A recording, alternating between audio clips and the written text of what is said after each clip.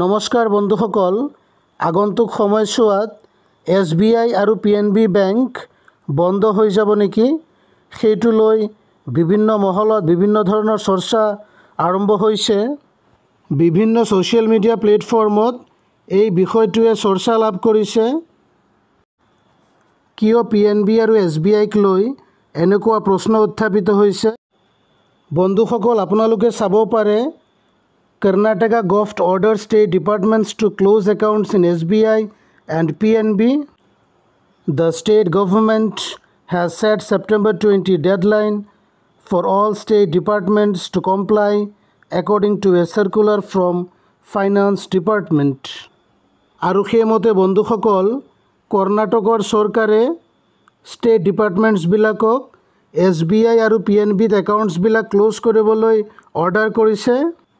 আৰু বন্ধুসকল, কৰ্ণাটকৰ চৰকাৰে ষ্টেট ডিপাৰ্টমেণ্টছবিলাকক ছেপ্টেম্বৰ 20ৰ সময়সীমা বান্ধি দিছে।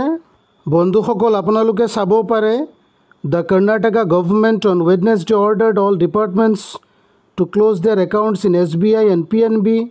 All state departments have been directed to close accounts and recover deposits. No further deposits or investments will be allowed in these banks. The decision has been taken over alleged misappropriation of funds. আৰু সেইমতে বন্ধুসকল, PNB আৰু SBI বেংকৰ বিৰুদ্ধে fund মিছএপ্ৰপ্ৰিয়েশ্যনৰ ভয়ংকৰ অভিযোগ উত্থাপিত হৈছে। আৰু সেইমতে বন্ধুসকল, কৰ্ণাটকৰ চৰকাৰে ইয়াৰ অধীনত থকা ডিপাৰ্টমেণ্টছবিলাকক SBI আৰু PNBৰ একাউণ্টছবিলাক ক্লোজ কৰি তাত থকা ডিপ'জিটবিলাক ৰিকভাৰ কৰিবলৈ নিৰ্দেশ দিছে। আৰু ৰাজ্য চৰকাৰে জানিব দিছে এই বেংক দুটাত কোনো ধৰণৰ ডিপ'জিট অথবা ইনভেষ্টমেণ্ট এলাউ নহ'ব। এতিয়া বন্ধুসকল, কিয় কৰ্ণাটক চৰকাৰে এনেকুৱা সিদ্ধান্ত লৈছে সেইটো বিষয়ে জানি লওঁ আহক। কৰ্ণাটকৰ চৰকাৰে PNB বেংকৰ বিৰুদ্ধে 25 কোটি টকাৰ আৰু SBI বেংকৰ বিৰুদ্ধে 10 কোটি টকাৰ ফাণ্ড মিছএপ্ৰপ্ৰিয়েশ্যনৰ এক ভয়ংকৰ অভিযোগ উত্থাপন কৰিছে।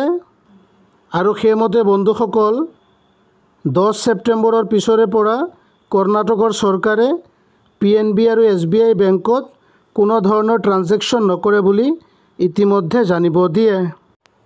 এই ইনফৰ্মেটিভ ভিডিঅ'টো চাই পেলাই যদি আপোনালোকৰ ভাল লাগিছে, আপোনালোকে চেনেলটো ছাবস্ক্ৰাইব কৰি ল'ব। থেংকছ ফৰ ৱাচিং দ্য ভিডিঅ'।